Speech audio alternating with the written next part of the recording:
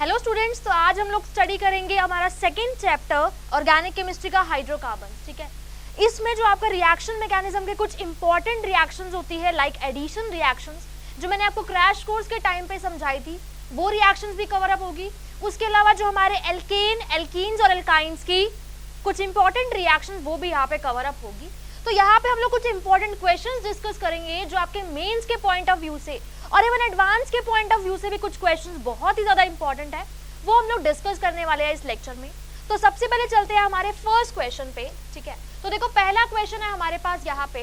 इस क्वेश्चन में बेसिकली हमें ये कंपाउंड दिया है CH2 double bond CH, C triple bond CH plus HCl। ठीक है, बेसिकली ये एक ऐसा कंपाउंड है जिसमें एल्कीन भी है और एल्काइन भी है, और हम लोग इसमें ऐड कर रहे हैं HCl।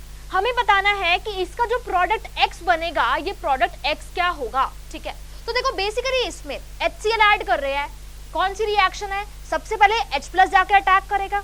H प्लस क्या होता है? एक इलेक्ट्रोफाइल है, तो बेसिकली एक तरीके की इलेक्ट्रोफिलिक एडिशन रिएक्शन। ठीक है, अब क्वेश्चन यहाँ पे ये उठता है कि यहाँ पे एल्कीन भी है और यहाँ पे एल्काइन भी है, तो इलेक्ट्रोफाइल मेरा एल्कीन के पास भी जा सकता है और ये एल्काइन के पास भी जा सकता है। तो पहले इलेक्ट्रोफाइल कहाँ जाएगा? दोनों केसेस देखने पड़ेंगे ना, हमें चेक करने पड़ेंगे। ठीक है, वैसे देखो जब मैंने आपको रिएक्शन मैकेनिज्म कराया था, वहां पे मैंने बताया था कि जो एल्कीन की रिएक्टिविटी होती है as compare to alkynes towards electrophile ज्यादा होती है। क्यों ज्यादा होती है? देखो उसका मतलब मैं अभी आपको बताती हूँ। देखो मेरे पास क्या है, बेसिकली पहले ना हम लोग यहाँ पे दोनों सेम ही कंपाउंड में है। पहले अगर मैं दोनों को कंपेयर करूँ ना, देखो अगर मैं एल्कीन में H प्लस ऐड हो रहा है तो बेसिकली क्या बनेगा? ये बन जाएगा। लेकिन अगर एल्काइन में H प्लस ऐड हो रहा है तो बेसिकली क्या बनेगा? एक पाई बॉन्ड टूट जाएगा और एक कार्बन पे आ जाएगा पॉजिटिव चार्ज। अब देखो ये जो पॉजिटिव चार्ज है मेरा, ये positive charge sp3 hybridise carbon पे है, लेकिन ये जो मेरा पॉजिटिव चार्ज है ये sp2 हाइब्रिडाइज कार्बन पे है ना। तो बेसिकली अगर एक sp2 हाइब्रिडाइज कार्बन है तो उसकी इलेक्ट्रोनेगेटिविटी ज्यादा है और वहां पे पॉजिटिव चार्ज भी प्रेजेंट है। अगर इसकी इलेक्ट्रोनेगेटिविटी इस पॉजिटिव चार्ज को खींचेगी, मतलब कि एक इलेक्ट्रॉन डेफिशिएंसी, एक इलेक्ट्रॉन नेगेटिव सेंटर पे क्रिएट हो रही है, तो ये तो बहुत दिक्कत की बात है ना। मतलब कि जो पॉजिटिव चार्ज है वो इस पाई बॉन्ड पे तो स्टेबल ही नहीं है, मतलब ये जो मेरा स्पीशीज बनी, ये जो मेरा इंटरमीडिएट बना, ये तो स्टेबल ही नहीं है। लेकिन यहाँ पे जो पॉजिटिव चार्ज है वो एक sp3 हाइब्रिडाइज कार्बन पे है, यानी कि पॉजिटिव चार्ज यहाँ पे स्टेबल है। तो इसी वजह से, क्योंकि एल्कीन्स पे जो पॉजिटिव चार्ज आया वो पॉजिटिव चार्ज एक sp3 हाइब्रिडाइज कार्बन पे है, बल्कि जो एल्काइन्स पे पॉजिटिव चार्ज आया ये पॉजिटिव चार्ज एक sp2 हाइब्रिडाइज कार्बन पे है, जो कि स्टेबल नहीं होता। इसी वजह से जो इलेक्ट्रोफिलिक एडिशन में एल्कीन्स की जो रिएक्टिविटी होती है वो ज्यादा होती है एज कंपेयर टू एल्काइन्स। लेकिन ये हमेशा ट्रू नहीं होता, कुछ ऐसे एक्सेप्शनल केसेस भी होते हैं जहां पे पहले एल्काइंस पे अटैक करता है इलेक्ट्रोफाइल और वहां पे इलेक्ट्रोफिलिक एडिशन रिएक्शंस होती है। ये तो मैंने आपको जनरल बात बताई कि एल्कीन्स की रिएक्टिविटी ज्यादा होती है एल्काइन से टुवर्ड्स इलेक्ट्रोफिलिक एडिशन रिएक्शन। अब मैंने बोला कि ये केस हर जगह ये अप्लाई नहीं होता, कुछ एक्सेप्शनल केसेस भी होते हैं जहां पे पहले अटैक होता है एल्काइंस पे। उसी का एक एग्जांपल है ये क्वेश्चन। तो इस क्वेश्चन में बेसिकली देखो आपको ये कंपाउंड दिया है। ठीक है, हम दोनों केसेस डिस्कस करेंगे। पहले केस में हम एल्कीन पे अटैक करा के देखते हैं, दूसरे केसेस पे हम एल्काइन पे अटैक करा के देखते हैं, है ना। तो देखो पहला केस देखते हैं। पहला केस क्या है? H2C double bond CH, C triple bond CH। ठीक है, दोनों केसेस देखेंगे। ठीक है, अब देखो अगर इसमें पहले H प्लस अटैक करेगा तो बेसिकली क्या बन जाएगा? CH3 CH plus C triple bond CH, ये बन जाएगा, है ना। अगर इस पे H प्लस अटैक करेगा, तो अगर एल्काइन पे H प्लस अटैक करेगा तो क्या बन जाएगा? H2C double bond CH as it is, यहाँ पे पॉजिटिव चार्ज आ जाएगा और ये हो जाएगा डबल बॉन्ड CH2, है ना। अब देखो H प्लस अटैक कर गया, इलेक्ट्रोफाइल अटैक कर गया, अब क्या अटैक करेगा हमारा? न्यूक्लियोफाइल, यानी कि Cl माइनस। तो बेसिकली यहाँ पे मेरा Cl माइनस अटैक करेगा और प्रोडक्ट बन जाएगा CH3 CHCl C triple bond CH, ये प्रोडक्ट बन जाएगा। और अगर मेरा Cl माइनस यहाँ पे अटैक कर रहा है तो प्रोडक्ट क्या बनेगा? CH2 double bond CH CCl double bond CH2। ठीक है, एक ये प्रोडक्ट बनेगा। अब क्वेश्चन ये उठता है कि प्रोडक्ट ये बनेगा या ये बनेगा। बेसिकली इस रिएक्शन में डिपेंड करेगा हमारा कार्बोकैटायन की स्टेबिलिटी पे। देखो ये जो मेरा कार्बोकैटायन बन रहा है, ये कार्बोकैटायन एक sp हाइब्रिडाइज्ड कार्बन के साथ है, और sp हाइब्रिडाइज्ड कार्बन की इलेक्ट्रोनेगेटिविटी तो बहुत ज्यादा होती है। अगर ये एक sp कार्बन के साथ है, उसकी इलेक्ट्रोनेगेटिविटी तो बहुत ज्यादा है। वो क्या करेगा, इस पॉजिटिव चार्ज को बहुत ही ज्यादा अनस्टेबल कर देगा।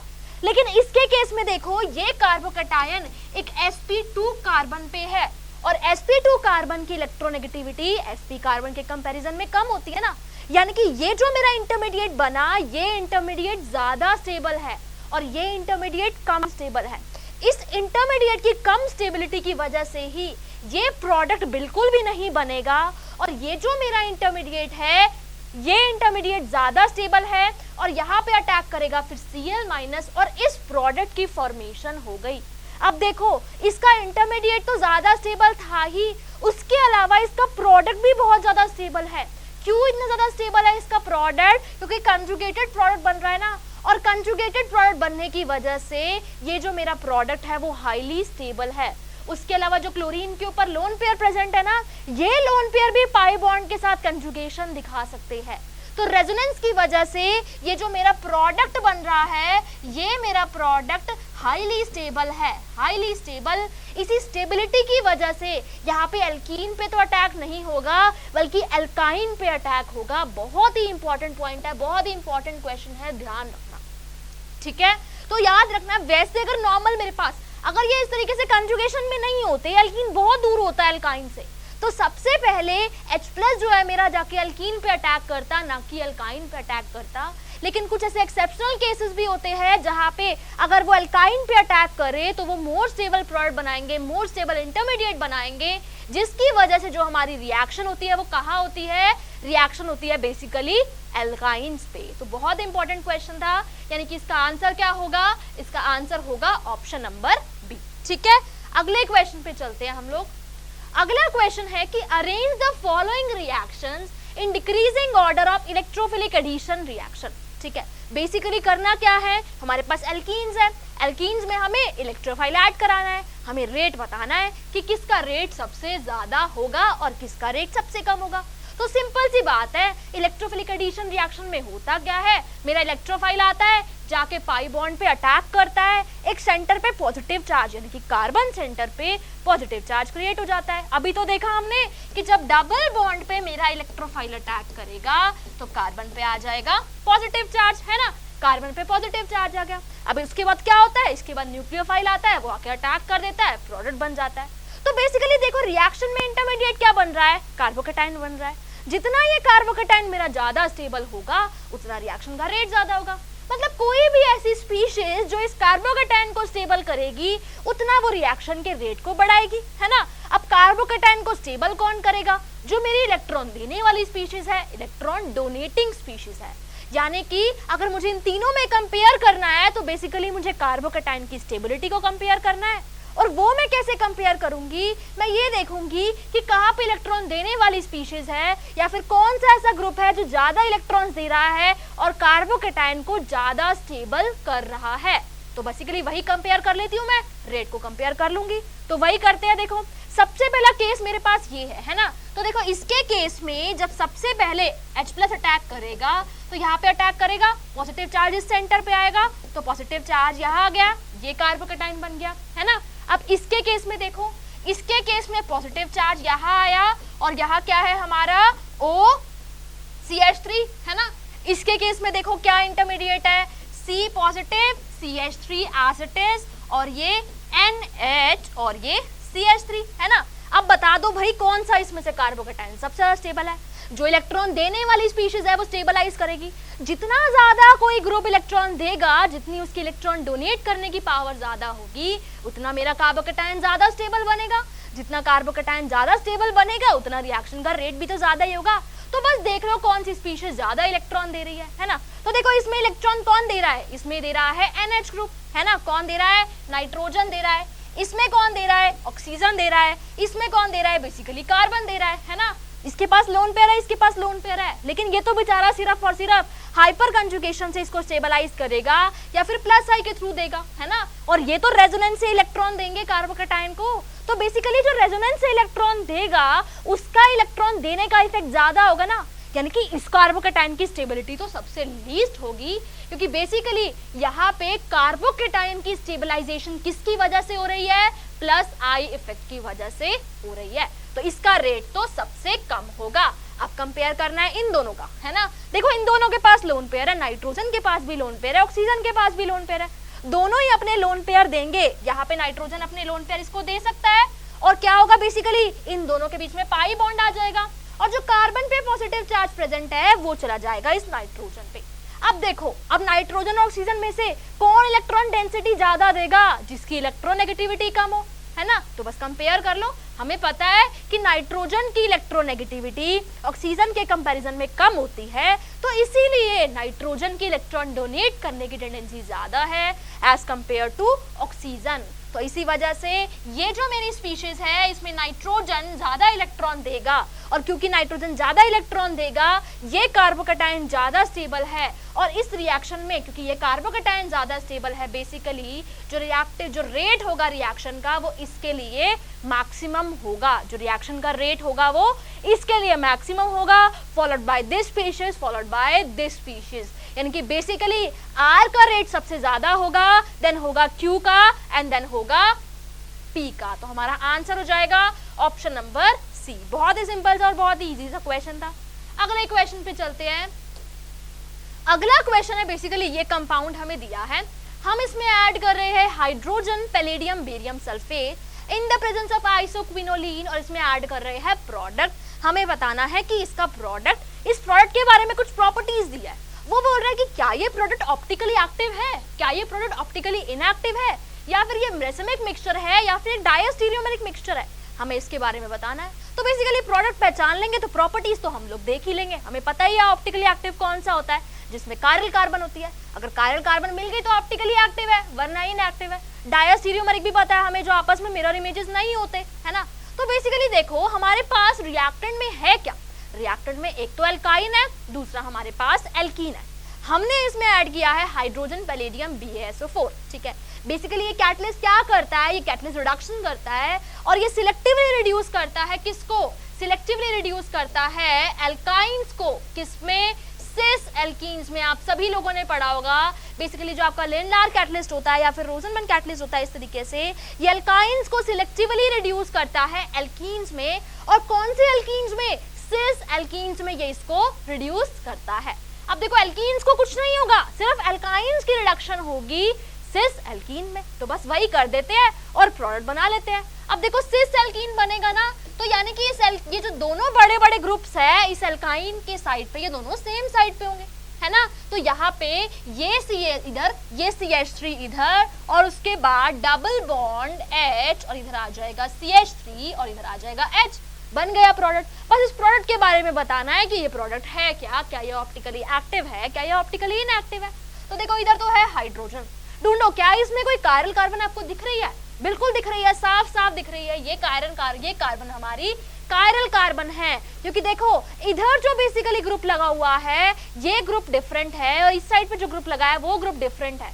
ये ग्रुप बेसिकली ट्रांस ग्रुप है, ये ग्रुप बेसिकली सिस ग्रुप है, और ये दोनों ग्रुप्स भी डिफरेंट है, जिस वजह से ये कार्बन हमारी कायरल कार्बन है। और जिन कंपाउंड्स में कायरल कार्बन प्रेजेंट होती है वो कंपाउंड्स कैसे होते हैं, वो होते हैं ऑप्टिकली एक्टिव कंपाउंड। तो हमारा आंसर हो जाएगा इसमें ऑप्शन नंबर ए। ये जो मेरा प्रोडक्ट बनेगा ये प्रोडक्ट बेसिकली एक ऑप्टिकली एक्टिव कंपाउंड होगा, है ना। अगले क्वेश्चन पे चलते हैं। अगला क्वेश्चन है ये, इसमें हमें ना क्या कर रहे हैं हम लोग, कॉन्सेंट्रेटेड H3PO4 ऐड कर रहे हैं और हीट कर रहे हैं, है ना। कॉन्सेंट्रेटेड H3PO4 क्या होता है बेसिकली, यहाँ पे होगा क्या, एक अल्कोहल गिवन है, जो इनसे H+ लेगा, हीटिंग करेंगे तो वाटर निकल जाएगा, वाटर निकल जाएगा तो एल्कीन बन जाएगा। लेकिन यहाँ पे हमें पता है कि जब हम रिएक्शन करेंगे ना तो एक कार्बोकेटाइन बनेगा। हमें पता है कि कार्बोकेटाइन जब भी बनेगा हमें उसकी रीअरेंजमेंट के बारे में सोचना है। क्या वो कार्बोकेटाइन किसी मोर स्टेबल कार्बोकेटाइन में रीअरेंज हो सकता है? अगर हो सकता है तो बहुत बढ़िया, वो करा देना है। अगर नहीं हो सकता तो डायरेक्ट एलिमिनेशन करा देंगे, हमारा H+ निकलेगा और एल्कीन बन जाएगा।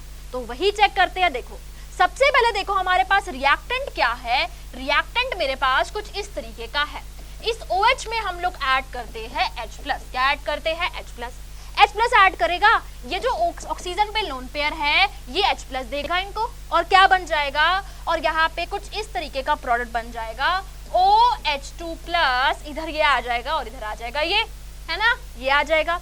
अब देखो यहाँ से वाटर निकल जाएगा, वाटर निकल गया, हीट करेंगे तो वाटर की एलिमिनेशन होगी ना, वाटर की एलिमिनेशन होगी तो बेसिकली कुछ इस तरीके का कार्बोकैटायन बन जाएगा, इस तरीके का, है ना, इस तरीके का कार्बोकैटायन बन गया। अब ये कार्बोकैटायन हमें देखना है कि क्या इस कार्बोकैटायन में कोई रीअरेंजमेंट की पॉसिबिलिटी तो नहीं हो रही, अगर हो रही है तो करानी है और उसके बाद जाके हमें एलिमिनेशन करानी है। अगर नॉर्मल एलिमिनेशन कर दोगे तो वो जो प्रोडक्ट बनेगा ना वो आपका प्रोडक्ट नहीं होगा।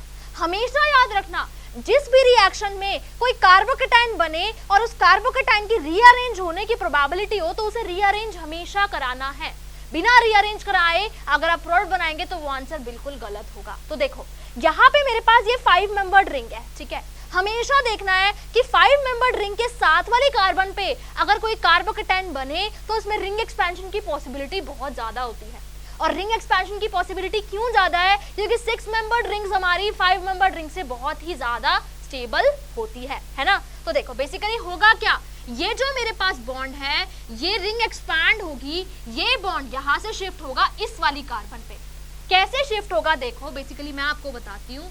यहाँ पे देखो होगा कि ये बॉन्ड ये एज इट इज, ठीक है, ये सब एज इट इज, ये वाला बॉन्ड ब्रेक होना शुरू होगा और ये वाला बॉन्ड फॉर्म होना शुरू होगा, है ना। ये बॉन्ड ब्रेक हो रहा है और ये बॉन्ड फॉर्म हो रहा है। बेसिकली मैंने किया क्या, इसको यहाँ शिफ्ट करा दिया। अब ये यहाँ शिफ्ट हो गया, इसके पास तो इलेक्ट्रॉन पूरे हो गए लेकिन यहाँ पे डेफिशिएंसी क्रिएट हो गई, इस वाली कार्बन पे डेफिशिएंसी क्रिएट हो गई, जिसकी वजह से होगा क्या, यहाँ पे ये नहीं आएगा, ये CH3 नहीं है बेसिकली,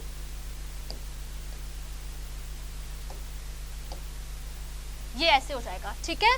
तो देखो होगा क्या, इस वाले बॉन्ड को बस मैंने यहाँ पे शिफ्ट करा दिया तो यहाँ पे पॉजिटिव चार्ज क्रिएट हो जाएगा। अब यहाँ पे पॉजिटिव चार्ज क्रिएट हो गया ना इस वाली कार्बन पे, ये जो पॉजिटिव चार्ज था पहले यहाँ था, अब इसको तो इलेक्ट्रॉन मिल गए ना क्योंकि ये ऐसे शिफ्ट हुआ है, पॉजिटिव चार्ज इस वाली कार्बन पे क्रिएट हो गया, यानी कि पॉजिटिव चार्ज यहाँ पे क्रिएट हो गया। तो बेसिकली देखो प्रोडक्ट क्या बनेगा, एक 6 मेंबर की रिंग बन जाएगी, 1, ये भी CH3 नहीं है, 1 2 3 4 5 6 मेंबर की रिंग बन जाएगी इस तरीके से, है ना। पॉजिटिव चार्ज यहाँ आ गया, यहाँ पे दोनों CH3, यही तो मेरा प्रोडक्ट है जो बन रहा है। अब देखो क्या ये कार्बोकैटायन स्टेबल है, नहीं है, ये कार्बोकैटायन भी मेरा स्टेबल नहीं है। ये क्यों स्टेबल नहीं है, क्योंकि देखो यहाँ पे अगर यहाँ पे हाइड्राइड शिफ्ट हो जाए, ये हाइड्रोजन इस वाली कार्बन पे चला जाए, ये पॉजिटिव चार्ज यहाँ आ जाए तो ये कार्बोकैटायन ज्यादा स्टेबल होगा। कार्बोकैटायन की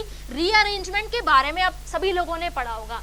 अगर इस हाइड्रोजन को मैं यहाँ शिफ्ट करा दूं तो पॉजिटिव चार्ज यहाँ आ जाएगा, है ना। पॉजिटिव चार्ज अगर यहाँ आ गया, अब देखो अब ये कार्बोकैटायन इस CH3 के साथ है तो ये कार्बोकैटायन इसकी हाइपर कंजुगेशन से भी स्टेबलाइज हो रहा है, इसके प्लस आई से भी स्टेबलाइज हो रहा है। अब मेरे पास मोस्ट स्टेबल कार्बोकैटायन बन गया। अब मैं हीट करूंगी तो सिंपली होगा क्या, इसमें से H+ निकल जाएगा, यहाँ पे हाइड्रोजन है, इसमें से H+ निकल जाएगा और मेरे पास इस तरीके से एल्कीन की फॉर्मेशन हो जाएगी और मोर सब्स्टिट्यूटेड एल्कीन बन रहा है जो कि हाईली स्टेबल है। सबसे ज्यादा अल्फा हाइड्रोजन इसी एल्कीन के पास है, यानी कि मेरा प्रोडक्ट क्या हो जाएगा, ऑप्शन नंबर C। तो बेसिकली जहां पे भी आपको कार्बोकैटायन बन रहा है उस कार्बोकैटायन को आप लोगों को रीअरेंज करके देखना है और रीअरेंज करके मोर स्टेबल कार्बोकैटायन में कन्वर्ट करना है एंड देन प्रोडक्ट की फॉर्मेशन करनी है। अगले क्वेश्चन पे चलते हैं हम लोग। अगला क्वेश्चन है कि इस कंपाउंड में बेसिकली हम लोग CHBr3 और अल्कोहलिक KOH डाल रहे हैं, हमें मेजर प्रोडक्ट बताना है। देखो ये क्वेश्चन आपके मेंस में आएगा या नहीं आएगा मुझे नहीं पता, लेकिन ये क्वेश्चन आपके एडवांस के पर्सपेक्टिव से बहुत ही ज्यादा इंपॉर्टेंट है, जेईई एडवांस के पर्सपेक्टिव से, ठीक है। अगर आप लोगों ने कार्बीन नाइट्रीन्स के बारे में पढ़ा हो तो बेसिकली कार्बीन्स में से कार्बीन्स जैसा ही एक क्वेश्चन है, ठीक है। आपके एडवांस के पॉइंट ऑफ व्यू से, जेईई एडवांस के पॉइंट ऑफ व्यू से ये क्वेश्चन बहुत ही ज्यादा इंपॉर्टेंट है। क्या क्वेश्चन है ये देखो, इस क्वेश्चन में बेसिकली मेरे पास ये कंपाउंड गिवन है, ठीक है। इसमें मैंने ऐड किया CHBr3 और इसमें मैंने ऐड किया अल्कोहलिक KOH। अल्कोहलिक KOH क्या है? एक बहुत स्ट्रॉन्ग बेस है। बेस को क्या चाहिए? एसिडिक हाइड्रोजन चाहिए। इसको जहां जहां से एसिडिक हाइड्रोजन मिलेगी ये उस एसिडिक हाइड्रोजन को एब्स्ट्रैक्ट कर लेगा और कार्बन आयन की फॉर्मेशन या फिर एनायन की फॉर्मेशन कर देगा। तो देखो क्या ये हाइड्रोजन एसिडिक है? ये जो मेरी हाइड्रोजन है, यस ये बिल्कुल एसिडिक है। क्यों एसिडिक है? ये देखो, अगर इस हाइड्रोजन को ये बेस अगर इस हाइड्रोजन को एब्स्ट्रैक्ट कर ले, अल्कोहलिक KOH जो है बेसिकली RO माइनस इसमें बेस होगा, अगर ये इसको एब्स्ट्रैक्ट कर लेगा तो ये मेरा कंपाउंड बन जाएगा। और देखो ये कंपाउंड मेरा एक एरोमेटिक कंपाउंड है, 6 पाई इलेक्ट्रॉन है इसमें। इसी वजह से, क्योंकि हाइड्रोजन के लॉस होने के बाद ये एक एरोमेटिक कंपाउंड बना रहा है, इसी वजह से ये जो मेरी हाइड्रोजन है ये बहुत ही ज्यादा एसिडिक हाइड्रोजन है। ठीक है, अब चेक कर लेते हैं क्या कोई और एसिडिक हाइड्रोजन भी पड़ी है। आप सभी लोगों ने रीमर्टीमैन रिएक्शन पढ़ी होगी और वहां पे आप लोगों ने देखा होगा बेसिकली क्लोरोफॉर्म डालते हैं और क्लोरोफॉर्म में जब बेस जलता है तो वहां पे कार्बीन बनता है। वही यहाँ पे होगा। देखो बेसिकली मेरे पास क्या प्रेजेंट है? CHBr3। ठीक है, ये प्रेजेंट है मेरे पास CH और Br3।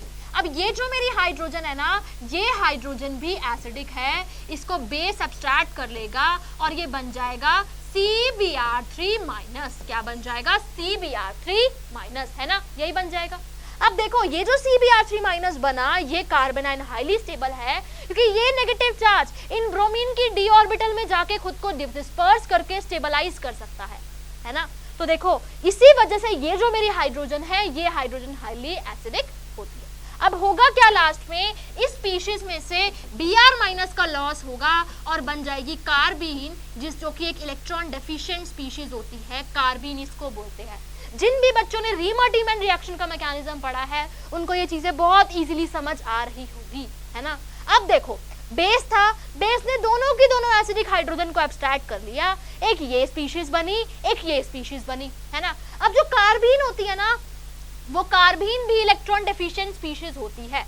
कार्बीन भी इलेक्ट्रॉन डेफिशिएंट स्पीशीज होती है। तो ये कार्बीन क्या करेगी? इस पाई बॉन्ड पे, ये जो पाई बॉन्ड है इससे इलेक्ट्रॉन को लेगी और इस पाई बॉन्ड में शो कर देगी एडिशन रिएक्शन। ठीक है, बेसिकली कार्बीन्स क्या करती है? एल्कीन्स के साथ एडिशन रिएक्शन शो करती है और कुछ देखो इस तरीके का कॉम्प्लेक्स बना लेती है, इस तरीके का। तो यही यहाँ पे होगा, ये जो मेरी स्पीशीज है ये एडिशन रिएक्शन दिखाएगी और कुछ इस तरीके का प्रोडक्ट बनेगा। ये बन जाएगा CBr2 और यहाँ आ जाएगा नेगेटिव चार्ज, है ना। ये नेगेटिव चार्ज यहाँ पे आ गया। ठीक है, तो देखो अब क्या होगा?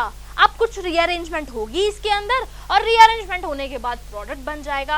अब रीअरेंजमेंट कैसे होगी? देखो ये जो मेरा नेगेटिव चार्ज है, ये नेगेटिव चार्ज इधर जाएगा, इसके इलेक्ट्रॉन ट्रांसफर्स होंगे यहाँ पे। ठीक है, जब इसके इलेक्ट्रॉन यहाँ पे ट्रांसफर होंगे, इसके पास 2 Br थे, एक Br निकल जाएगा, एक ब्रोमीन आटम निकल जाएगा और क्या बन जाएगा? देखो बेसिकली मेरे पास जो प्रोडक्ट बनेगा, देखो अगर ये वाला बॉन्ड यहाँ शिफ्ट हो गया तो एक कार्बन ऐड हो गई ना रिंग में। ये पहले 5 मेंबर्ड रिंग थी, अब इसमें एक कार्बन ऐड हो गई तो एक 6 मेंबर्ड रिंग बन जाएगी। 6 मेंबर्ड रिंग बन गई, है ना। ये pi bond as it is, इसके इलेक्ट्रॉन पाई बॉन्ड की फॉर्म में यहाँ पे, ये वाले इलेक्ट्रॉन भी तो पाई बॉन्ड की फॉर्म में यहाँ पे आ गए और यहाँ पे क्या लग गया? एक Br लग गया। बेसिकली प्रोडक्ट बन गया ब्रोमोबेंजीन। क्या बन गया? ब्रोमोबेंजीन। बहुत ही इंपॉर्टेंट क्वेश्चन था। ठीक है, कार्बीन्स की प्रॉपर्टी के बारे में पता होना चाहिए और इस रिएक्शन में ये बेस क्या कर रहा है ये पता होना चाहिए और जो प्रोडक्ट बना वो रीअरेंज करके फाइनली क्या बनाएगा हमें वो देखना है, हमें आंसर मिल जाएगा। दोबारा से बताती हूँ, अल्कोहलिक KOH बेस है, उसको चाहिए एसिडिक प्रोटोन। एक प्रोटोन ये एसिडिक है, एब्स्ट्रैक्ट कर ली। दूसरी प्रोटोन ये CHBr3 वाली एसिडिक है, एब्स्ट्रैक्ट कर ली। जब CHBr3 से एब्स्ट्रैक्ट करी तो बना CBr3 माइनस। अब इस CBr3 माइनस जल्दी से Br माइनस को भगा देगा और एक कार्बीन बना देगा, बन गया कार्बीन CBr2। अब कार्बीन को क्या चाहिए? इलेक्ट्रॉन। वो अपने इलेक्ट्रॉन कहाँ से लाएगा? वो अपने इलेक्ट्रॉन लाएगा इस पाई बॉन्ड से। उसको कोई इलेक्ट्रॉन देने वाली स्पीशीज मिल जाए, वो इससे इलेक्ट्रॉन ले लेगा और खुद स्टेबलाइज होके बैठ जाएगा, है ना। उसको तो इलेक्ट्रॉन देने वाली स्पीशीज चाहिए ना, इलेक्ट्रॉन की डेफिशिएंसी है उसके पास। उसने क्या किया? इस पाई बॉन्ड से इलेक्ट्रॉन ले लिए और यहाँ पे इस तरीके से 2 बॉन्ड बन गए। ठीक है, अब 3 मेंबर की रिंग तो हाईली अनस्टेबल होती है ना, किसी ना किसी तरीके से वो रीअरेंज होना चाहेगी। अब रीअरेंज होने के लिए यहाँ पे नेगेटिव चार्ज था, ये नेगेटिव चार्ज यहाँ पाई बॉन्ड की फॉर्म में आएगा और उसके बाद ये जो मेरा पाई बॉन्ड है ये यहाँ पे शिफ्ट हो जाएगा, इधर से Br लग जाएगा और यहाँ पे मेरे ब्रोमो बेंजीन की फॉर्मेशन हो जाएगी। बहुत ही अच्छा क्वेश्चन था, आपके एडवांस के पॉइंट ऑफ व्यू से क्वेश्चन बहुत ही ज्यादा इंपॉर्टेंट है। अगले क्वेश्चन पे चलते हैं। अगला क्वेश्चन है बेसिकली इसमें मैं प्रोडक्ट बताना है, तो अगर आपको रिएजेंट्स के बारे में इंफॉर्मेशन है कि किस रिएजेंट का क्या रोल होता है, आप इन क्वेश्चंस को बहुत इजीली सॉल्व कर सकते हैं, है ना। तो देखो बेसिकली होगा क्या, यहाँ पे मुझे गिवन है ये कंपाउंड इथाइल बेंजीन, इसमें हम ऐड कर रहे हैं NBS जिसको हम लोग N ब्रोमो सक्सीनामाइड भी बोलते हैं। ये NBS का रोल क्या होता है, ये NBS करता है अलाइलिक ब्रोमिनेशन। काफी सिंपल क्वेश्चन है। अलाइलिक ब्रोमिनेशन का क्या मतलब है, ये जो मेरी carbon carbon double bond present है इसके साथ वाली कार्बन होती है अलाइलिक कार्बन, और इस अलाइलिक कार्बन पे होगा क्या, ब्रोमिनेशन हो जाएगी, Br लग जाएगा। तो बस वही कर देते हैं, कार्बन कार्बन डबल बॉन्ड के साथ वाली कार्बन पे लगा देते हैं Br और इस प्रोडक्ट की फॉर्मेशन हो गई, है ना। डाल दिया जी, क्या बन गया, X यही हुआ। अब इस X में हम लोग ऐड कर रहे हैं अल्कोहलिक KOH। अल्कोहलिक KOH क्या करेगा, बेसिकली जी जो हमारी बीटा एलिमिनेशन रिएक्शन होती है या फिर डिहाइड्रोहेलोजिनेशन रिएक्शन होती है, इसमें से HBr निकल जाएगा और HBr निकलने के बाद बन जाएगा एल्कीन, यानी कि बन जाएगा C double bond CH2, alkene बन गया, हमने अल्कोहलिक KOH डाला। अब हम इसमें ऐड कर रहे हैं ये mercuric acetate and PHCH2OH and NaBH4, OH-। Basically इस रिएक्शन में होता क्या है, इस रिएक्शन में हमारे पास बेसिकली हम लोग हाइड्रेशन करते हैं, ठीक है, लेकिन हाइड्रेशन करते हैं किस रूल के अकॉर्डिंग, ध्यान से सुनना। ये बेसिकली जो रिएजेंट होता है वो हाइड्रेशन करने के लिए यूज होता है, और हाइड्रेशन किस रूल के अकॉर्डिंग होती है, यहाँ पे हाइड्रेशन होती है हमारी मार्कोनिकोव रूल के अकॉर्डिंग, ठीक है। हाइड्रेशन का क्या मतलब है, इसमें वाटर ऐड होगा, ठीक है, मतलब OH ऐड होगा, लेकिन OH तो तब ऐड होगा ना जब यहाँ पे वाटर होगा। कहीं पे वाटर दिख रहा है क्या, यहाँ पे वाटर तो है ही नहीं, यहाँ पे क्या है, यहाँ पे प्रेजेंट है अल्कोहल, यानी कि यहाँ पे वाटर ऐड नहीं होगा, यहाँ पे ऐड होगा अल्कोहल। तो बेसिकली यहाँ पे न्यूक्लियोफाइल क्या है, हमारा न्यूक्लियोफाइल है अल्कोहल। वही अल्कोहल क्या करेगा, अल्कोहल न्यूक्लियोफाइल की तरह ऐड करेगा और इस एल्कीन पे जाके एडिशन शो कर देगा, ठीक है। सबसे पहले तो H+ ऐड करेगा, उसके बाद हमारा न्यूक्लियोफाइल ऐड करेगा और मार्कोनिकोव रूल के अकॉर्डिंग सिंपली एडिशन हो जाएगी। कंफ्यूजन हो जाती है, बच्चे यही गलती करते हैं कि इस रिएक्शन को देखिए जिसको हम लोग ऑक्सीमर्क्यूरेशन डीमर्क्यूरेशन रिएक्शन भी बोलते हैं, ठीक है। इस रिएक्शन को देखा, जल्दी से OH लगा दिया मार्कोनिकोव रूल के अकॉर्डिंग, लेकिन ऐसी गलती नहीं करनी। अगर यहाँ पे अल्कोहल प्रेजेंट है मतलब कि अल्कोहल अटैक करेगा उस एल्कीन पे, ना कि वाटर अटैक करेगा, यानी कि हमारा न्यूक्लियोफाइल क्या है, न्यूक्लियोफाइल यहाँ पे अल्कोहल है ना कि वाटर। तो OH नहीं लगाना, लगाना क्या है, PHCH2O। और एडिशन कैसे होगी, मार्कोनिकोव रूल के अकॉर्डिंग, यानी कि मोर सब्स्टिट्यूटेड कार्बन पे हमारा न्यूक्लियोफाइल अटैक कर देगा और ये बन जाएगा OCH2PH और इधर क्या आ जाएगा, CH3, क्या आ जाएगा, CH3, प्रोडक्ट बन जाएगा। ये हमारा प्रोडक्ट है और आंसर है ऑप्शन नंबर बी। क्या आंसर है, ऑप्शन नंबर बी, ठीक है। अगले क्वेश्चन पे चलते हैं हम लोग। अगला क्वेश्चन है ये, ठीक है। इसमें बेसिकली देखो हम क्या कर रहे हैं, इस कंपाउंड में दो तरीके के डबल बॉन्ड्स प्रेजेंट हैं, ठीक है, लेकिन जब हम इसकी रिडक्शन कर रहे हैं और तो रिडक्शन करने पर हम लोग ऐड कर रहे हैं एक सिंगल हाइड्रोजन कॉमा निकल और एक ही मोल ऐड कर रहे हैं, तो बात क्वेश्चन यहाँ पे ये उठता है कि कौन से वाला एल्कीन रिड्यूस होगा। दो तरीके के एल्कीन्स प्रेजेंट है, तो कौन से वाला एल्कीन है जिसकी रिडक्शन पहले होगी। तो दो तरीके के एल्कीन है, एक है हमारा मोर स्टेबल एल्कीन, एक है हमारा लेस स्टेबल एल्कीन। तो कौन से वाला पहले रिड्यूस होगा, तो जो हमारा लेस स्टेबल एल्कीन होगा वही पहले रिड्यूस होगा, क्योंकि हम इसमें एक ही मोल हाइड्रोजन को ऐड कर रहे हैं। तो बस एक चेक कर लो कि लेस स्टेबल एल्कीन कौन सा है, वही लेस स्टेबल वाले एल्कीन की पहले रिडक्शन होगी और वो एल्कीन में कन्वर्ट हो जाएगा, है ना। तो देखो इस एल्कीन के पास कितनी अल्फा हाइड्रोजन है, 3 4 5 6 7 7 अल्फा हाइड्रोजन। इसके पास कितनी अल्फा हाइड्रोजन है, 3 और 1 4 अल्फा हाइड्रोजन, यानी कि ये वाला एल्कीन लेस स्टेबल है ना, तो पहले इसकी रिडक्शन होगी क्योंकि एक ही मोल डाल रहे हैं, दूसरे वाला pi bond as it is रहेगा और इस तरीके के प्रोडक्ट की फॉर्मेशन हो जाएगी, यानी कि मेरा आंसर होगा ऑप्शन नंबर सी। तो बस ये छोटा सा कॉन्सेप्ट है जो आपको इस क्वेश्चन में लगाना था। अगले क्वेश्चन पे चलते हैं हम लोग। अगला क्वेश्चन है कि which of the following will be correct product of the reaction. फिर से वही है, इसमें हम OH है, एल्कीन प्रेजेंट है, इसमें हम लोग ऐड कर रहे हैं कॉन्सेंट्रेटेड H3PO4, कॉन्सेंट्रेटेड H3PO4। देखो अब यहाँ पे भी क्वेश्चन ये उठता है कि इलेक्ट्रोफाइल पहले एल्कीन के पास जाएगा या फिर पहले OH के पास जाएगा, क्वेश्चन यहाँ पे यही उठता है, ठीक है। अगर देखो, अगर अब इसमें देखो आपको थोड़ा सा ना प्रोडक्ट से भी आपको देखना पड़ेगा। वैसे अगर मैं बात करूं तो जो हमारा इलेक्ट्रोफाइल होता है वो पहले जाता है एल्कीन के पास, OH के पास पहले नहीं जाता। वो OH के पास तभी जाता है जब हमारे पास कुछ इस तरीके का रिएक्टेंट हो। अगर वो OH प्लस पहले OH के पास गया तो कार्बोकैटायन कुछ इस तरीके का बनेगा, और ये कार्बोकैटायन देखो रेजोनेंस की वजह से स्टेबल है ना, ऐसी कंडीशंस में ही पहले हमारा इलेक्ट्रोफाइल जाता है OH के पास, वरना हमेशा इलेक्ट्रोफाइल जाता है एल्कीन के पास। तो आप बोलोगे कि यहाँ पे तो ऐसा कुछ है ही नहीं, यहाँ पे तो कंजुगेटेड नहीं है, तो पहले तो इलेक्ट्रोफाइल एल्कीन के पास जाना चाहिए, लेकिन इसमें ऐसा नहीं है। यहाँ पे जो हमारा इलेक्ट्रोफाइल है वो पहले OH के पास ही जाएगा। क्यों जाएगा, कैसे पता लगाया मैंने, देखो प्रोडक्ट में देखो, अगर ये पहले ये जो मेरा H प्लस है वो पहले एल्कीन पे जाता तो कार्बोकैटायन यहाँ पे बनता, और अगर कार्बोकैटायन यहाँ पे बनता मोस्ट सब्स्टिट्यूट वाली कार्बन पे यहाँ पे, तो ये OH इसको अपने इलेक्ट्रॉन दे देता, एक तरीके का स्पाइरो कंपाउंड बन जाता। अब स्पाइरो कंपाउंड जो होते हैं हमारे वो तो हाईली अनस्टेबल होते हैं, है ना, स्पाइरो कंपाउंड में इतनी स्टेबिलिटी नहीं होती ना। तो हम क्या कर सकते हैं, इससे अच्छा हम अपने इलेक्ट्रोफाइल को OH के पास भेज दें, वहां पे कार्बोकैटायन बने और पाई बॉन्ड जाके एज अ न्यूक्लियोफाइल उस कार्बोकैटायन पे अटैक करे और प्रोडक्ट की फॉर्मेशन कर दे, वो ज्यादा बेहतर होगा। तो उसके बाद जो हमारे कंपाउंड बनेंगे ना वो बाईसाइक्लो बनेंगे, और बाईसाइक्लो कंपाउंड जो होते हैं वो ज्यादा स्टेबल होते हैं एज कम्पेयर टू हमारे स्पाइरो कंपाउंड।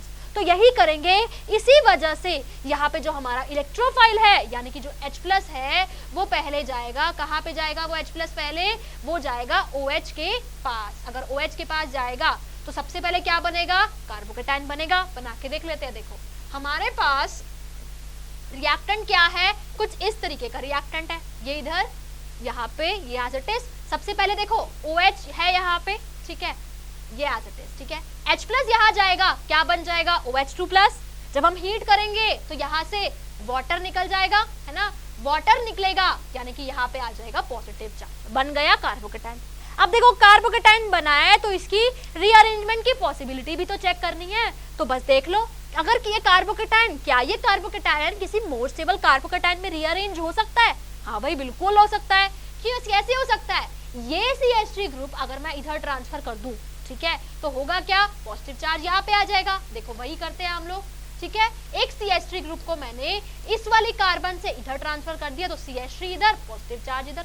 अब देखो ये दो CH3 के पास है, इस कार्बोकैटायन की स्टेबिलिटी बढ़ गई ना, ज्यादा नंबर ऑफ अल्फा हाइड्रोजन है इसके पास, तो मैंने इसको मोर स्टेबल कार्बोकैटायन में रीअरेंज करा दिया, ठीक है। अब ये कार्बोकैटायन रीअरेंज हो चुका है, इसकी और रीअरेंजमेंट होने की प्रोबेबिलिटी नहीं है। तो बेसिकली होगा क्या, पाई बॉन्ड जो है, पाई बॉन्ड जाके इस पे अटैक करेगा एज अ न्यूक्लियोफाइल, है ना। यही तो ऑप्शन बचा है, इसको कोई न्यूक्लियोफाइल चाहिए इलेक्ट्रोफिलिक सेंटर को, और न्यूक्लियोफाइल हमारे पास कौन सा पड़ा है, पाई बॉन्ड ही तो रखा हुआ है न्यूक्लियोफाइल, और तो कोई न्यूक्लियोफाइल है ही नहीं यहाँ पे।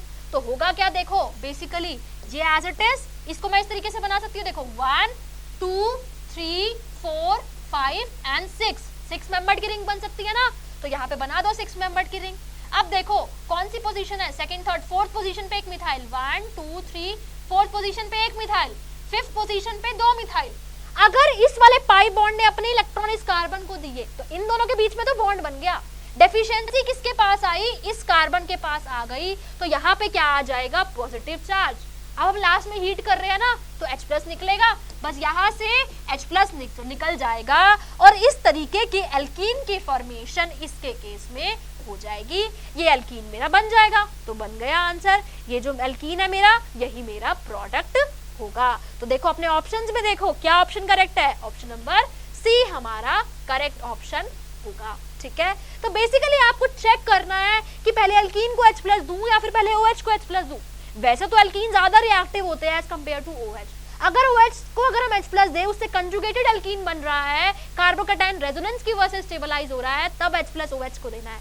लेकिन अगर ऐसा केस है जहाँ पे एल्कीन को H प्लस देने से बनेगा स्पाइरो कंपाउंड, लेकिन OH को H प्लस देने से बनेगा बाईसाइक्लो कंपाउंड, तो कंपाउंड इस प्रोडक्ट की फॉर्मेशन करनी है। अपने ऑप्शंस में से भी वेरीफाई करके चेक करके देख सकते हो कि पहले अटैक कहाँ पे होगा, है ना। काफी अच्छा क्वेश्चन था। अगले क्वेश्चन पे चलते हैं। अगला क्वेश्चन है कि give the reagent that would best accomplish the following reaction. ठीक है, देखो बेसिकली हो क्या रहा है, एल्कीन में हम लोग ऐड कर रहे हैं 2 OH ग्रुप। ठीक है, लेकिन देखो दोनों OH की ओरिएंटेशन देख लो, दोनों OH की ओरिएंटेशन क्या है, एक अबव द प्लेन है, एक बिलो द प्लेन है।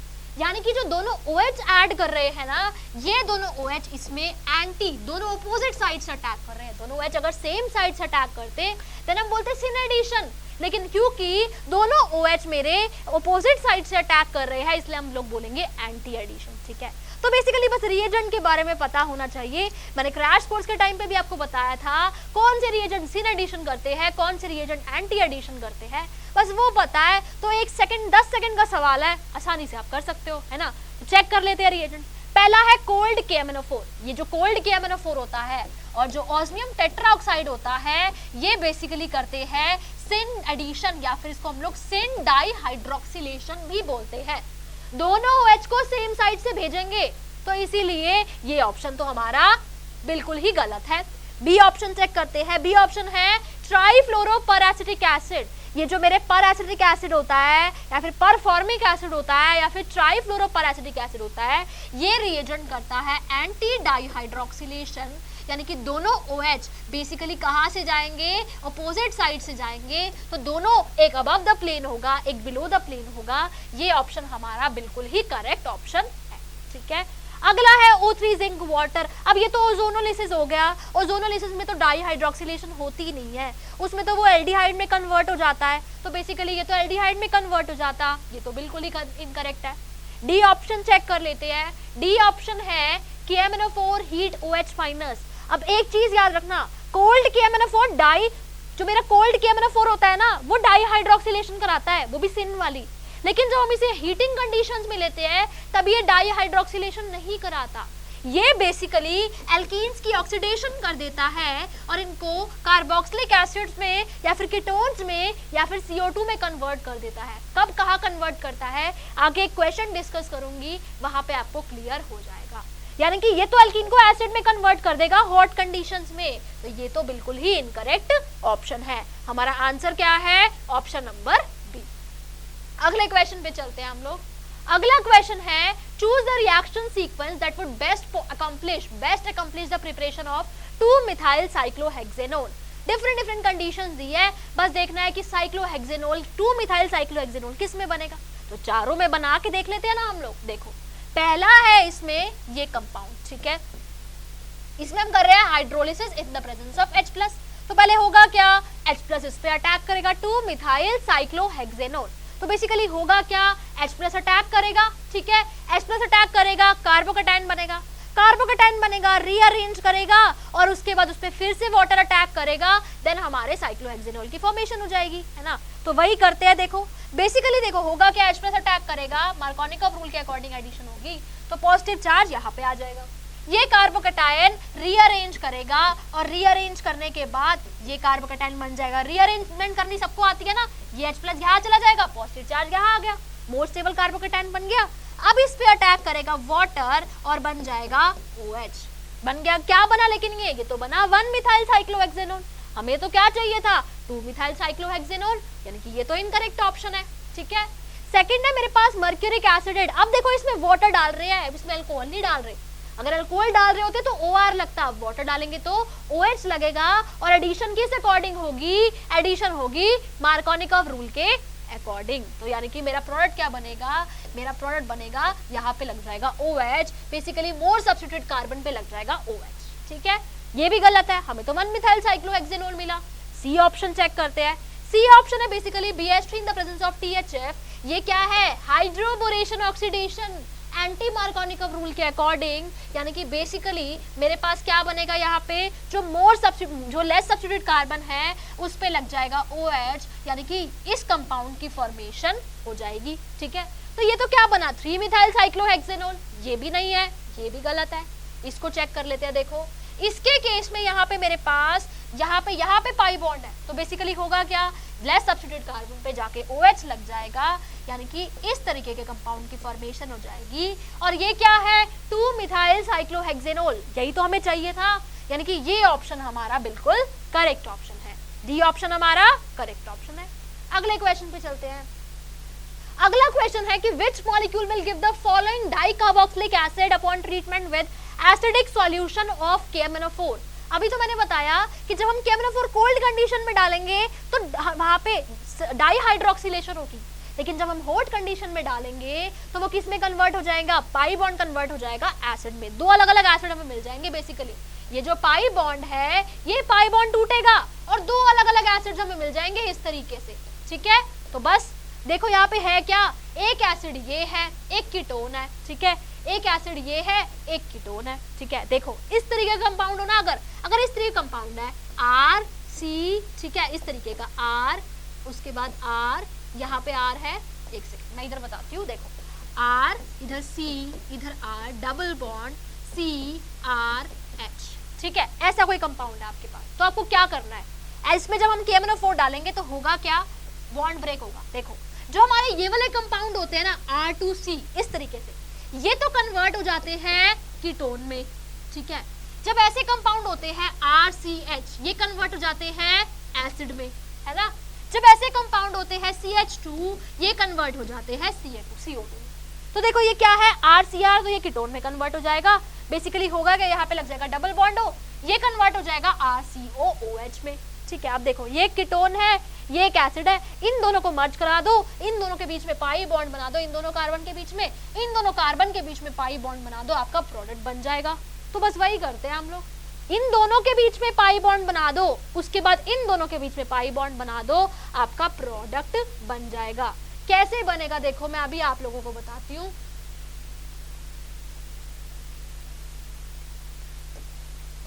देखो यहाँ पे देखो मेरे पास बेसिकली है क्या, यहाँ पे ये कार्बन है, ये कार्बन है, नंबर ऑफ कार्बन एटम्स गिन लो। देखो पहले तो ये 5 मेंबर्ड की रिंग मैंने एज इट इज बना दी, ठीक है। अब देखो यहाँ पे 1 2 3 4 5 और ये 6, बेसिकली 6 मेंबर्ड की रिंग बनेगी, ठीक है। देखो बना दो 6 मेंबर्ड की रिंग, 1 2 3 और उसके बाद 4 एंड देन 5 एंड देन 6। एक सेकेंड, 1 2 3 4 5 और 6, ठीक है। 6 मेंबर्ड की रिंग बना दी मैंने, 1 2 3 4 5 6। अब देखो 4th और 5th के बीच में पाई बॉन्ड है, ठीक है। 1 2 3 4, 4th और सॉरी 1 2 3 4 5, 4th और 5th के बीच में पाई बॉन्ड आ गया। अब इसके केस में देखो कितने मेंबर्ड की रिंग है, 1 2 3 4 5, ठीक है। 5 मेंबर्ड की रिंग है इनके बीच में भी, 1 2 3 सॉरी एक सेकंड मैं दोबारा से बताती हूँ आप लोगों को।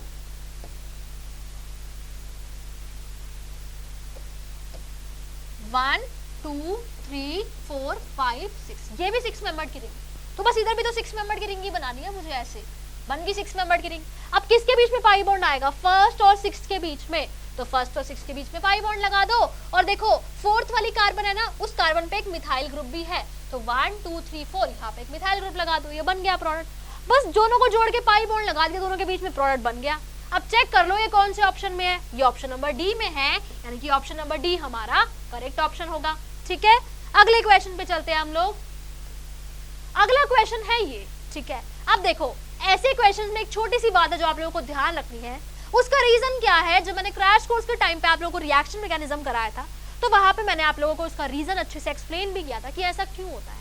क्या है वो देखो, जब भी हम लोग एल्कीन्स में, ठीक है, देखो एक बात याद रखना, जब भी हम लोग सिस एल्कीन्स में ऐड करते हैं Cl2 in the presence of CCl4 या फिर Br2 in the presence of CCl4, तो हमारे पास बनता है रेसिमिक मिक्सचर। क्या बनता है, रेसिमिक मिक्सचर।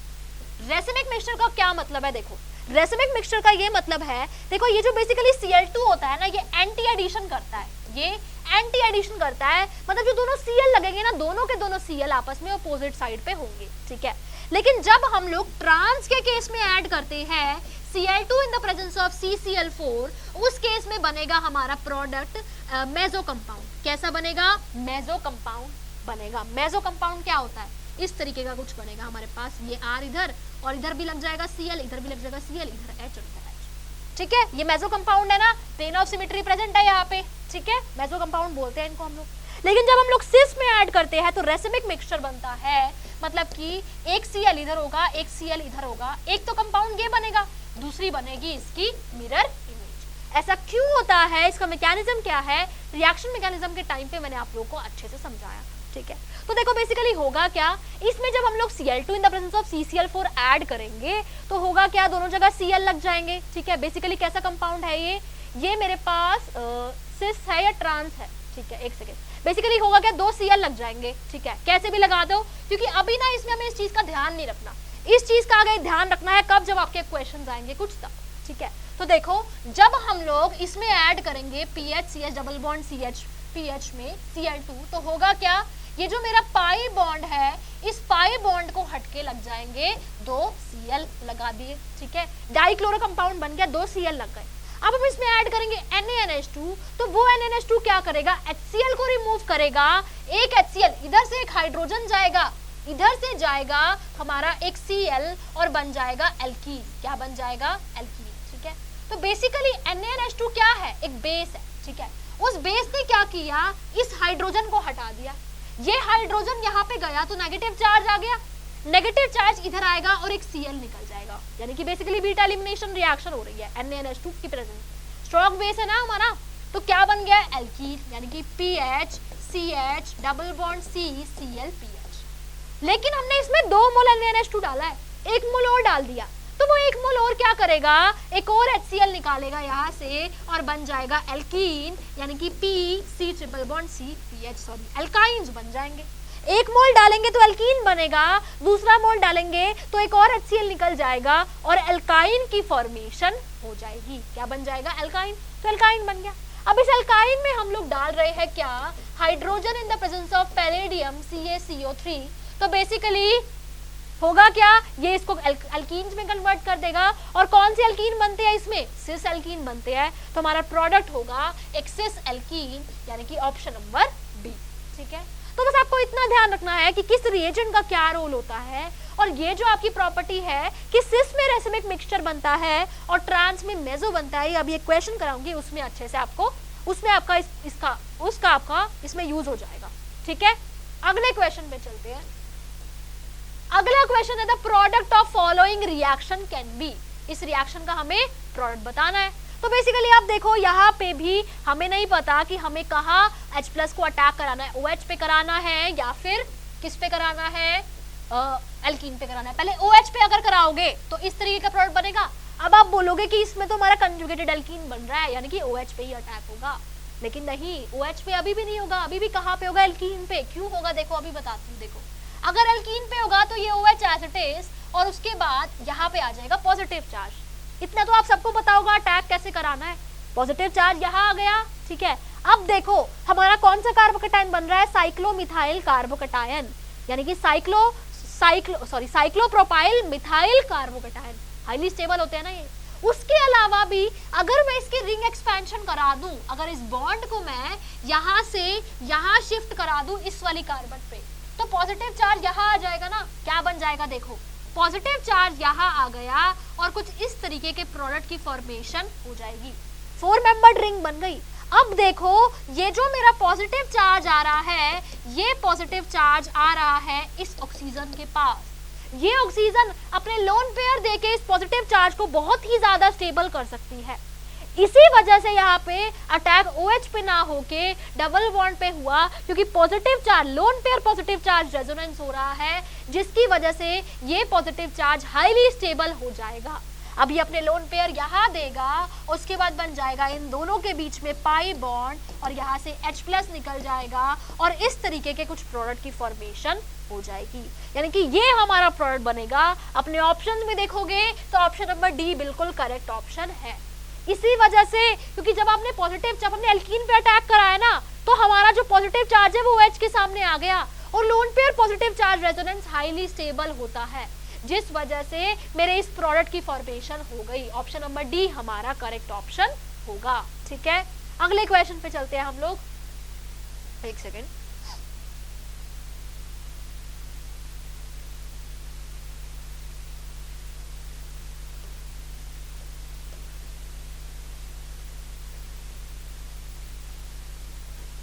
अगला क्वेश्चन है ये, ठीक है।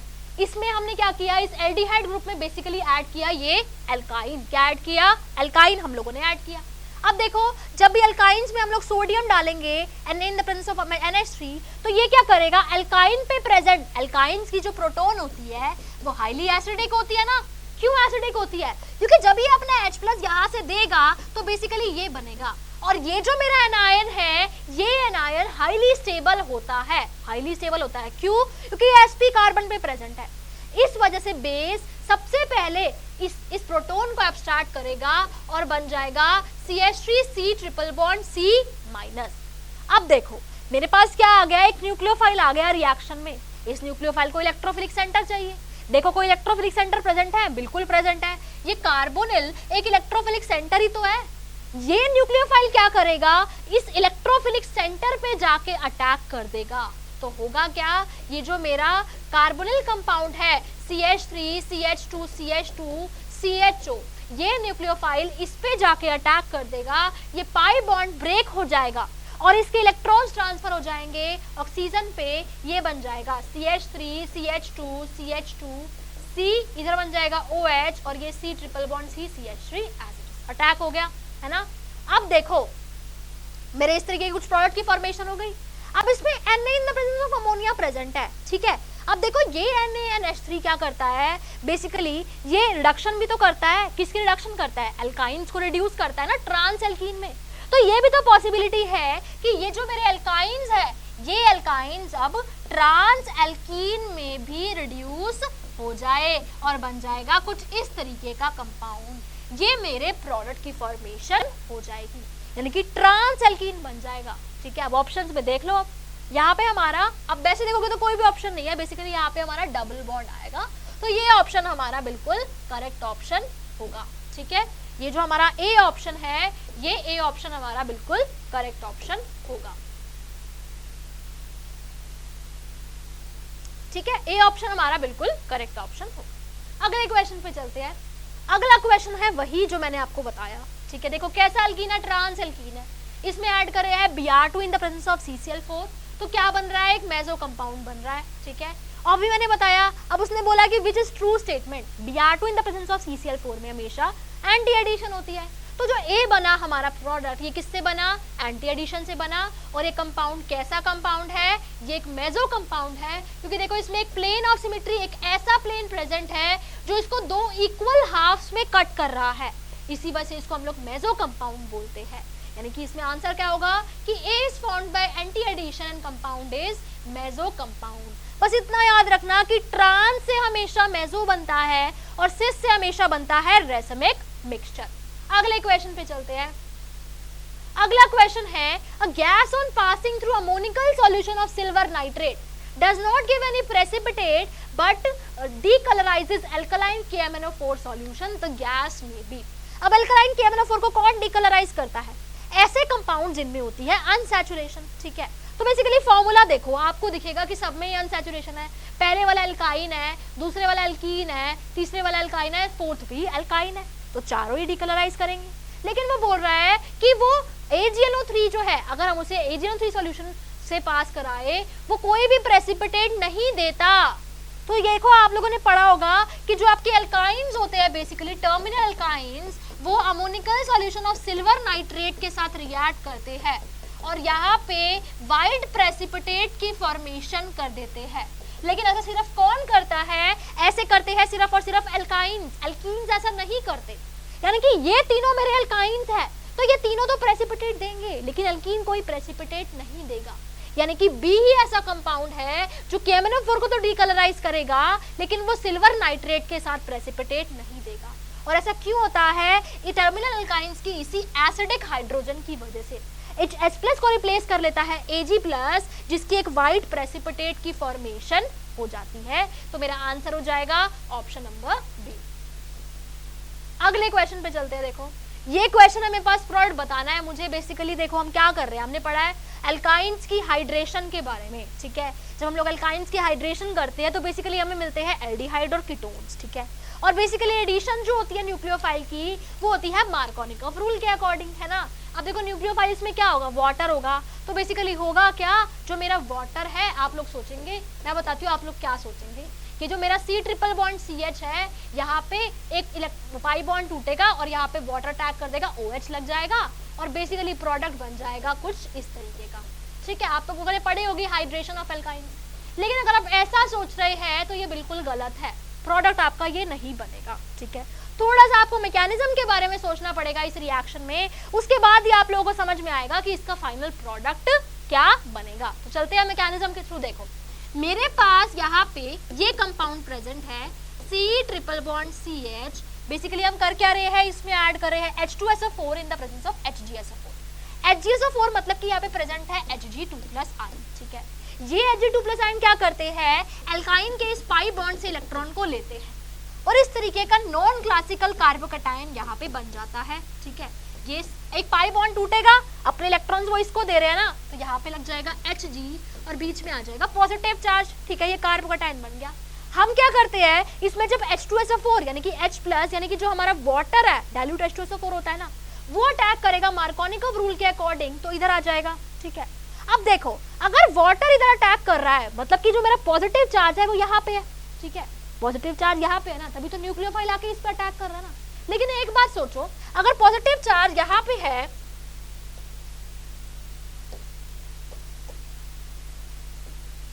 अगर पॉजिटिव चार्ज मेरा यहाँ पे आएगा, लेकिन ये पॉजिटिव चार्ज सेंटर तो इस कार्बोनिल के साथ प्रेजेंट है, ये कार्बोनिल ग्रुप का -m इफेक्ट होता है ना, -I इफेक्ट होता है, ये तो इस पॉजिटिव चार्ज को डिस्टेबलाइज कर देगा, यानी कि पॉजिटिव चार्ज तो इधर आ ही नहीं सकता ना, क्योंकि अगर पॉजिटिव चार्ज इधर आएगा, एक तो इधर Cl लगा हुआ है जो -I लगाता है, दूसरा ये भी ग्रुप लगा हुआ है ना। न्यूक्लियोफाइल तो यहाँ तभी अटैक करेगा जब हम ये मानेंगे कि पॉजिटिव चार्ज यहाँ पे ज्यादा है, तभी तो न्यूक्लियोफाइल ऐड करेगा, लेकिन ऐसा नहीं होगा क्योंकि यहाँ पे ये दो इलेक्ट्रॉन विड्रॉइंग ग्रुप लगे हैं, इसलिए न्यूक्लियोफाइल यहाँ अटैक नहीं करेगा।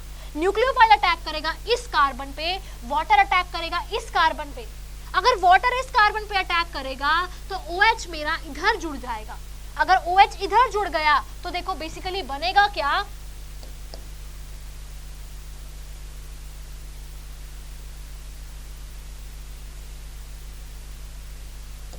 देखो बेसिकली था क्या, ये Hg+ था, होगा क्या, वाटर आएगा। अब वाटर इस कार्बन पे नहीं जाएगा, क्यों नहीं जाएगा, क्योंकि यहाँ पे दो -I वाले ग्रुप्स लगे हुए हैं, इसी वजह से यहाँ पे वाटर नहीं जाएगा। और अगर वाटर नहीं जाएगा तो वाटर इधर जाएगा, OH इधर लग जाएगा। अगर OH इधर लग गया तो ये जो मेरा कंपाउंड है ये टोटोमराइज करेगा, यहाँ पे टोटोमराइजेशन होगी ना, तो क्या बन जाएगा CH2CHO, ये प्रोडक्ट की फॉर्मेशन मेरे पास हो जाएगी, यानी कि मेरा आंसर होगा इसमें ऑप्शन नंबर डी। तो बेसिकली आपको इसी चीज का ध्यान रखना है इस रिएक्शन में, बहुत ही इंपॉर्टेंट क्वेश्चन है ये, कि आप में जब यहाँ पे हाइड्रेशन होगी बेसिकली तो न्यूक्लियोफाइल मार्कोनिकॉव रूल के अकॉर्डिंग अब ऐड नहीं करेगा, क्योंकि दो -I वाले ग्रुप्स लगे हुए हैं जो कि कार्बोकैटायन को अनस्टेबल कर रहे हैं, इसी वजह से कीटोन नहीं बनेगा और बेसिकली क्या बनेगा, यहाँ पे एक एल्डिहाइड की फॉर्मेशन हो जाएगी। अगले क्वेश्चन पे चलते हैं। देखो अगला क्वेश्चन है कि ट्रीटमेंट ऑफ दिस, वही मैंने बताया, देखो इसको हम लोग डाल रहे हैं बॉइलिंग KMnO4 में, हॉट KMnO4 में या फिर NaIO4 में प्रोडक्ट बताना है।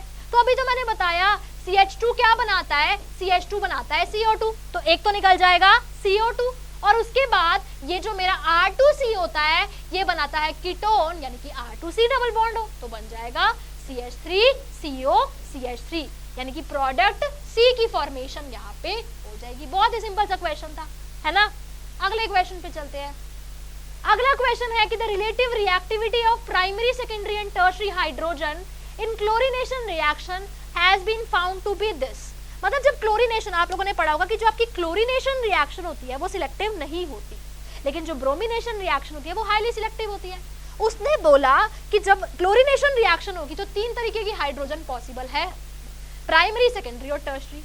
इनका जो रिलेटिव रेट ऑफ एब्स्ट्रैक्शन है वो है 1:3.8:5, यही है, ठीक है। वो बोल रहा है कि जब इसमें क्लोरीनेशन होगी तो ये 4 तरीके के प्रोडक्ट बनेंगे, A, B और C। हमें बताना है कि कितना अमाउंट बनेगा प्रोडक्ट का। तो बेसिकली ये चेक कर लो कि कौन से टाइप की कितनी हाइड्रोजन है, उसको उसके रिलेटिव रेट से मल्टीप्लाई कर दो, आपके पास रेशियो आ जाएगा। कुछ भी नहीं करना, चेक करते हैं। देखो ऑप्शन नंबर A देखो कैसे बन रहा है, ये CH3 as it is, CH3 as it is, ये वाली जो मेरी CH3 है ना, ये देखो ये एक ही टाइप की CH3 है, CH2 CH3, इसकी जगह रिप्लेस हो रहा है Cl, प्राइमरी हाइड्रोजन है। और कितनी प्राइमरी हाइड्रोजन है इस टाइप की, 3 प्राइमरी हाइड्रोजन है।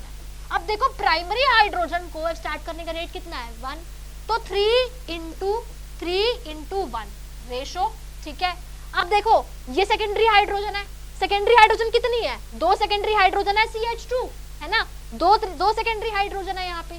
सेकेंडरी हाइड्रोजन का स्टार्ट करने का रेट कितना है 3.5, तो 3.8 × 2 ठीक है रेशो। अब देखो ये कौन सी हाइड्रोजन है, ये प्राइमरी हाइड्रोजन है ये वाली ठीक है। अब देखो इस तरह की 2 CH3 ग्रुप है ठीक है, 2 CH3 ग्रुप सेम टाइप के है ना, यानी कि प्राइमरी हाइड्रोजन ये वाली प्राइमरी हाइड्रोजन कितनी है 6 है ना, तो बेसिकली हो जाएगा 6 × 1 = यहाँ पे ये कौन सी हाइड्रोजन है, ये मेरे पास हाइड्रोजन है टर्शरी हाइड्रोजन डी में। देखो अब टर्शरी हाइड्रोजन तो एक ही तरीके की है और कितना रेट है उसका 5, तो हो गया नंबर ऑफ हाइड्रोजन से उनको रिलेटिव रेट से मल्टीप्लाई कर दिया, आंसर आ गया। तो क्या हो जाएगा 3:7.6:6:5 ये आपका आंसर हो जाएगा। ऑप्शंस में देख लोगे तो ऑप्शन नंबर सी आपका करेक्ट ऑप्शन होगा। ये जो सी ऑप्शन है आपका ये करेक्ट ऑप्शन होगा ठीक है। तो यहाँ पे आपके हाइड्रोकार्बन्स के कुछ बहुत इंपॉर्टेंट क्वेश्चंस है जो मैंने कवर अप किए ठीक है। तो बहुत अच्छे क्वेश्चन थे, वैसे तो हाइड्रोकार्बन से बहुत ही कम क्वेश्चंस आते हैं ठीक है, लेकिन अगर आप देखोगे तो प्रीवियस ईयर में भी कुछ इसी तरीके के क्वेश्चंस आए गए हैं और जो इंपॉर्टेंट कॉन्सेप्ट्स थे वो मैंने आप लोगों के साथ यहाँ पे डिस्कस किए ठीक है। कोई भी अगर आपको डाउट है तो आप उनको कमेंट सेक्शन में मेंशन कर सकते हैं। Thank you very much.